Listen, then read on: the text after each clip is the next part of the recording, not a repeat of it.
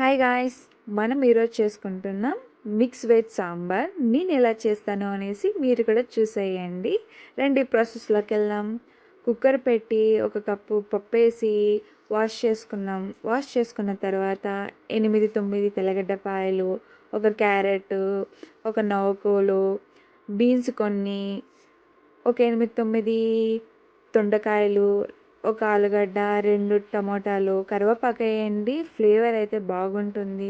ఉప్పు వేసి తగినంత నీళ్లు పోసి నిండుగా 3 విజిల్స్ వచ్చేంత వరకు బాగా ఉడికిన తర్వాత మనము సైడ్కి పెట్టుకొని ఇప్పుడు ఆరే లోపల పోపు వేద్దాం రండి.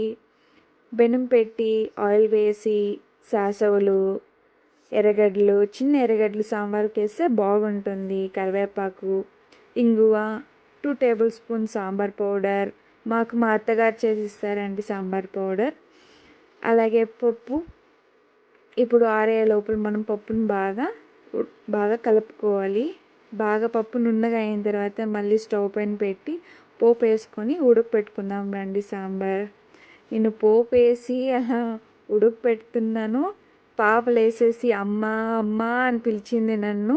అలాగే కొత్తిమీర కూడా వేసేసి ఉడకపెట్టుకుందాం. తగినంత ఉప్పు లేసి ఫాస్ట్గా ఎత్తుకోవచ్చాను పాపని.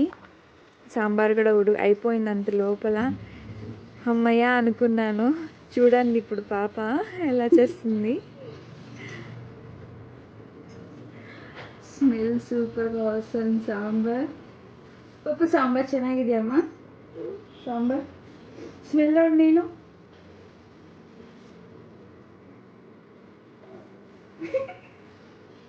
ಸೂಪರ್ ಅನ್ನು ಅಲ್ಲಿ ಹೇಳು ಸೂಪರ್.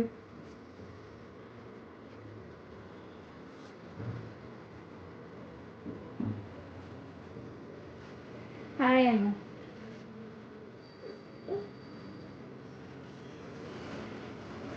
ఫైనల్గా సాంబార్ ఈజ్ రెడీ. ఇప్పుడు మనం ఆఫ్ చేసుకొని తిన్నాం రండి.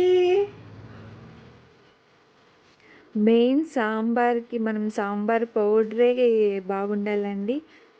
మా అత్తగారు సాంబార్ పౌడర్ చేయిస్తారు కాబట్టి సాంబార్ ఎప్పుడు బాగానే ఉంటుంది. ఇప్పుడు టేస్ట్ చేసి ఎలా ఉంది అని చెప్తాను. చాలా వేడిగా ఉంది, చెయ్యి కాలిపోయింది. సాంబార్ టేస్ట్ అయితే సూపర్గా వచ్చింది. మామూలుగా చేస్తాను కాబట్టి ఎప్పుడు ఒకలాగే ఉంటుంది. మీరు కూడా ఇంట్లో ట్రై చేసి ఎలా ఉంది అని చెప్పండి. మీకు నచ్చినట్టయితే సబ్స్క్రైబ్ చేయండి. మరిన్ని వీడియోస్ కోసం వెయిట్ చేయండి.